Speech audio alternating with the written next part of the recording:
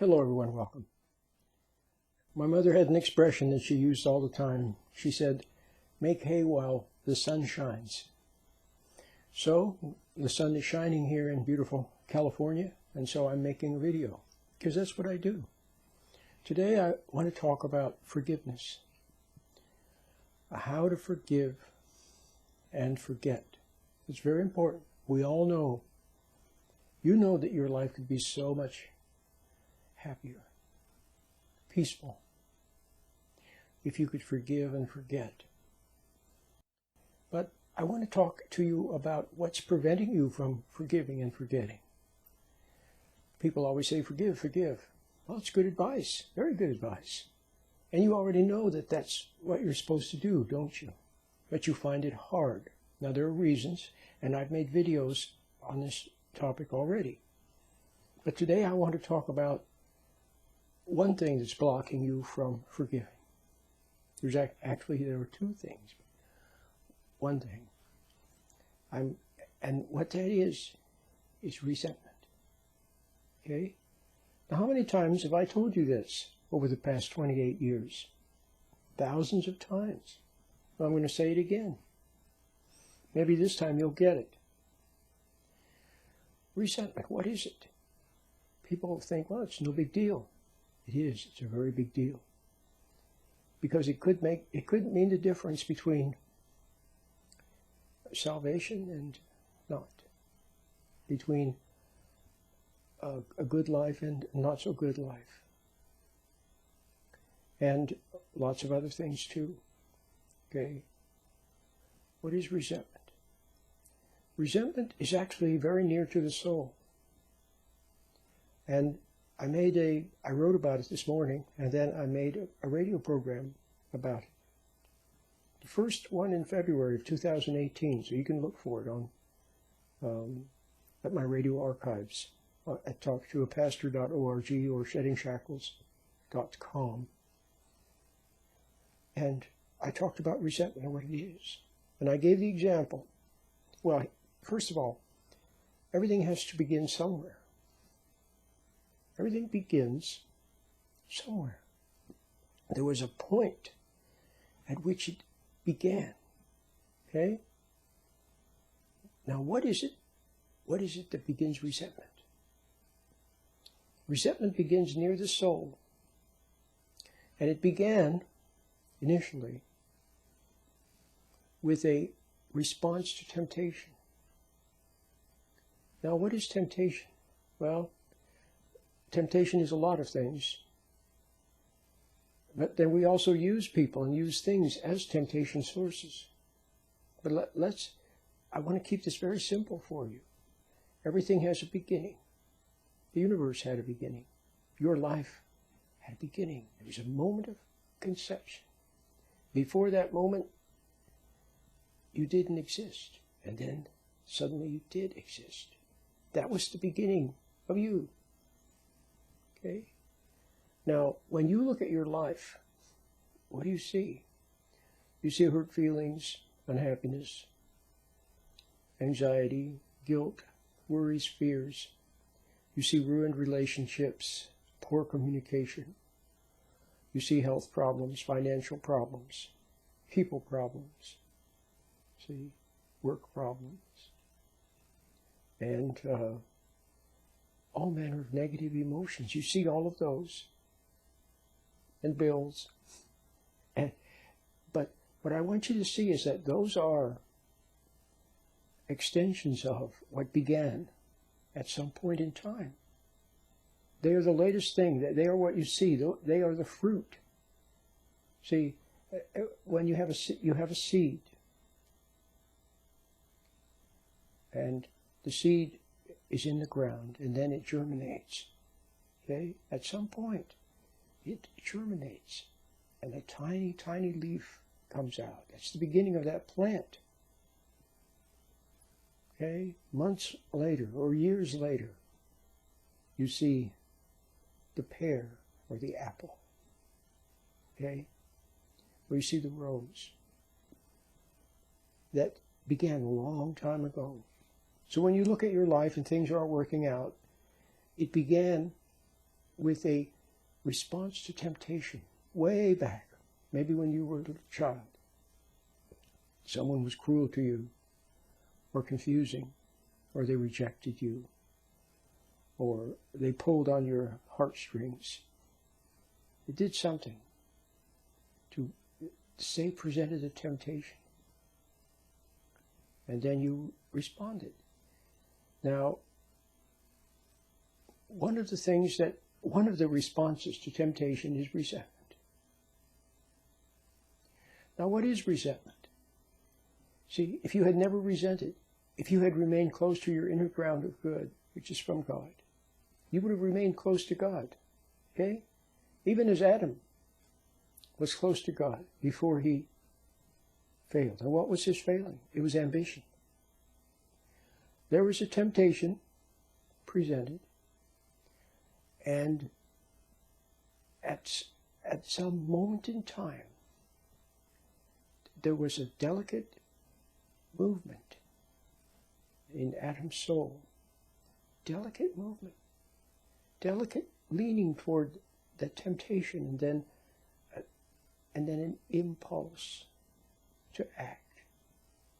That was the beginning. A tiny impulse. And the example I gave was if you have a still water, like a lake that's perfectly still, if you drop something into it, then you get little ripples, don't you? Even a leaf falls on the water, and you see little tiny ripples. That's where they began. That was the beginning of those little tiny ripples or waves. Well, at some point, you had an impulse to resent something, an impulse to move away. So what is resentment then? It's a starter for a whole chain of things. Okay? But it's a movement, it's away from love. See? If you remain steadfast in love, and you didn't respond to the temptation with some kind of ego response, if you just remained patient and just looked at it, okay, then you would have been safe. It would not have begun. And so that would have been called what? It would have been called patience. It's another word for what you are when you remain attached to love. Patient. Non-reactive. See, calm is another way. Okay? Another way of saying it. So, very good. So now you get that. And it's also a fall from something else. We talked about love. It's a release from love. The soul releases from love, and then there's the movement outward. And you know what else resentment is? It's ambition. It's ambition. Did you know that? You see that people become ambitious when they're resentful. They resent somebody else that has something better than them, or more than them, or more money than them, or some co-worker's getting paid more than you. See? Resentment. Resentment. Or see, there's so many subtle temptations. I won't go into them all. And then you become ambitious to move, to make something happen, to prove something, to show them, to rise to a dare, to make yourself look good. You see the ambition. So what is ambition then? It's falling away from principle. We talked about resentment as falling away from love, separating from love. It's also separating from principle. So what is the principle? Well, the principle is to be thankful for what we have, to be grateful to God for what we have, to move industriously but not ambitiously. See, to do what is before us, without resenting it or hating it. And principle is also not to hate other people. We're told not to hate other people. And we're told to obey what we know is right in our heart. To do the right thing, in other words. See? So, when you remain close to principle, then that also makes you patient, because you wait to see what the right thing to do is. The right thing to do is not to hate another person. The right thing to do is not to resent another person. The right thing to do is what? Well, to remain patient. That's the first thing. And then secondly, to wait upon God so that you might know what to do, if anything. Maybe nothing needs to be done. See? And if you see something that you would like, then you think, well, that would be nice to have, but it's not that important. Then you know what? Remaining faithful, remaining patient, not resenting, doing what's right, putting first the kingdom of God in His right way, as Christ said. And you know what? All of a sudden it'll be there. There's a good chance it may be. If it's good for you to have and God wants you to have it, then it'll suddenly be there. There it is. Wow. Out of nowhere. Like a gift, like a surprise, like magic. See?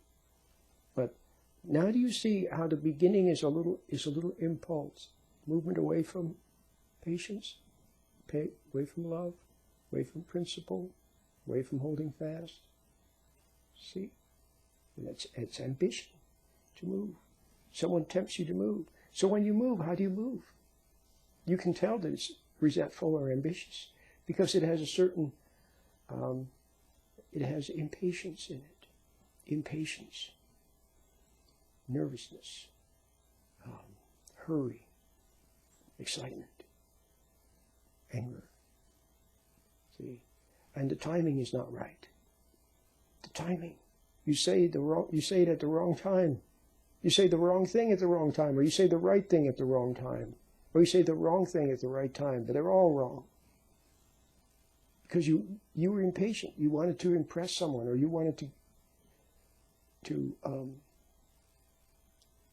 something, especially something for your ego, to prove something, or to act big, or to see a lot of parents with their kids, they're impatient. That's why they get rid of their kid. They send them to daycare, some awful daycare, or some awful school, when they could keep the children at home.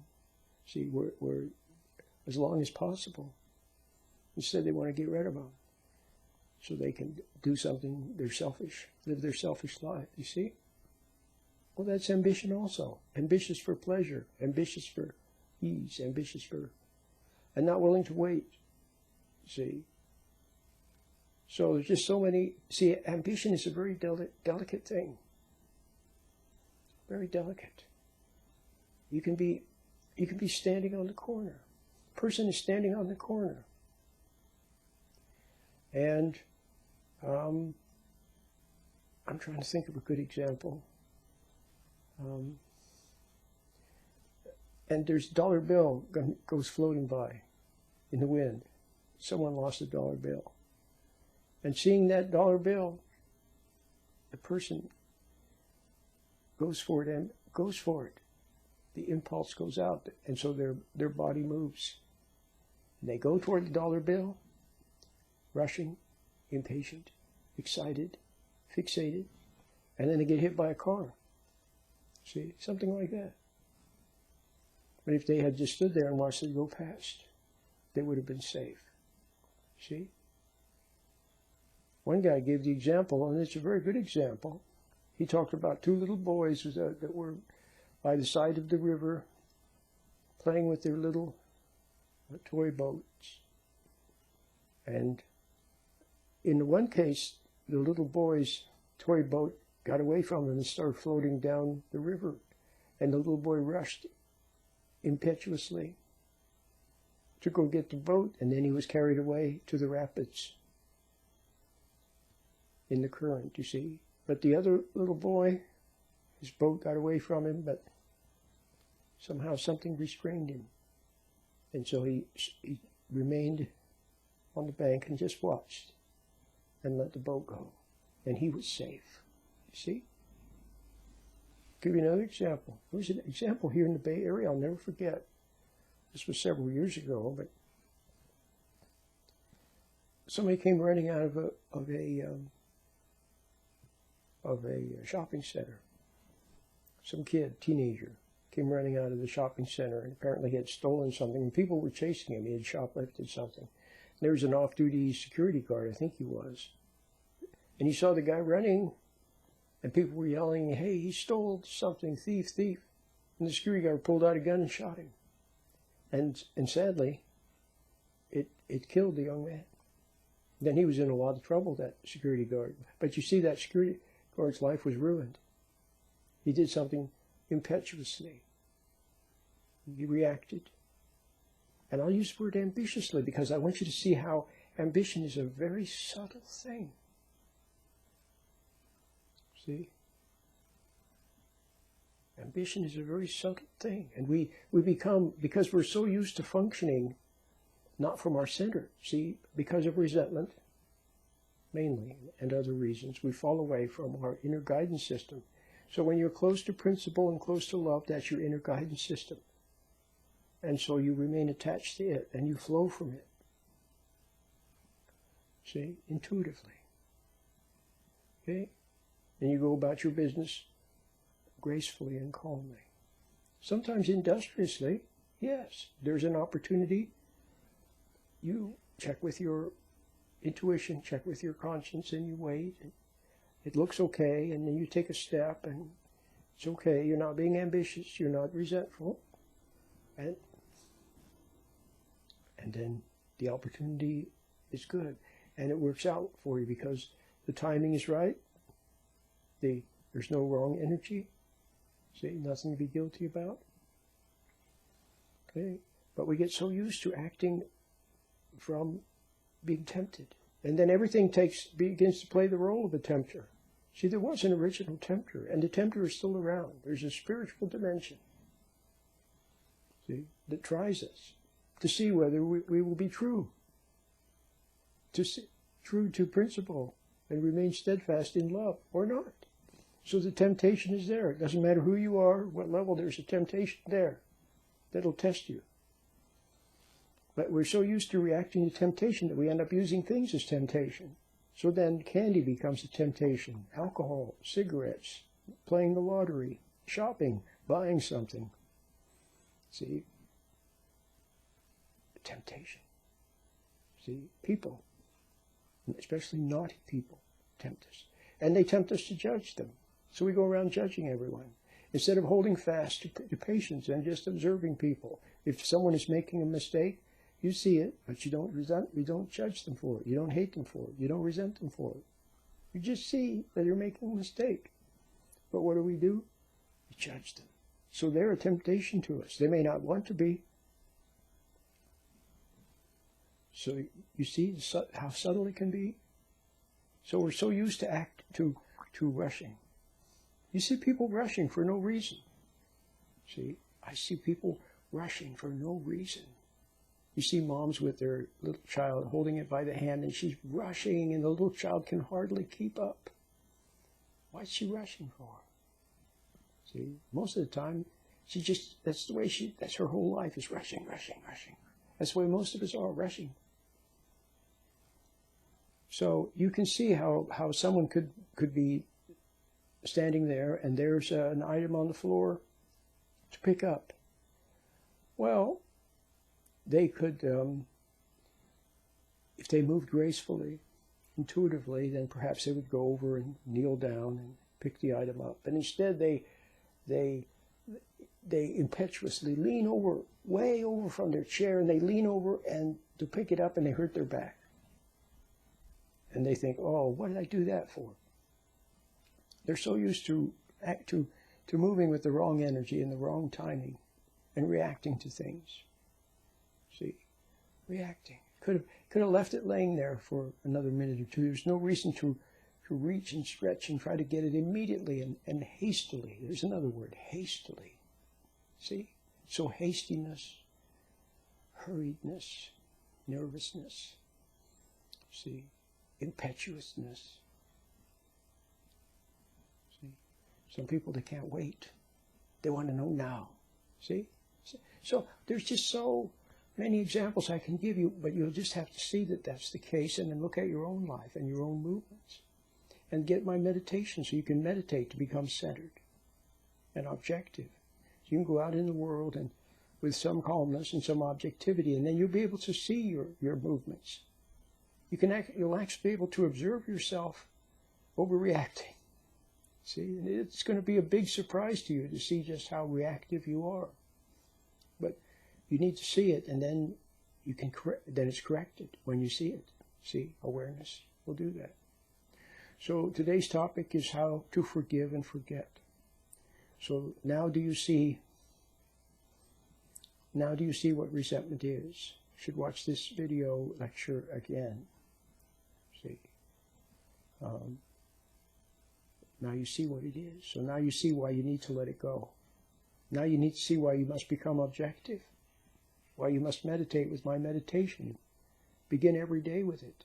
So you can catch yourself resenting. Catch yourself moving hastily, hurriedly, anxiously, nervously, excitedly, ambitiously. Catch yourself. See? So those are very important. And then I'm going to make another of these lectures, probably part 2. And it will be about the other thing that's preventing you from forgiving and forgetting. Okay? And what that is. Okay? So you should watch that. It's very important. So, hope you enjoyed today's little talk.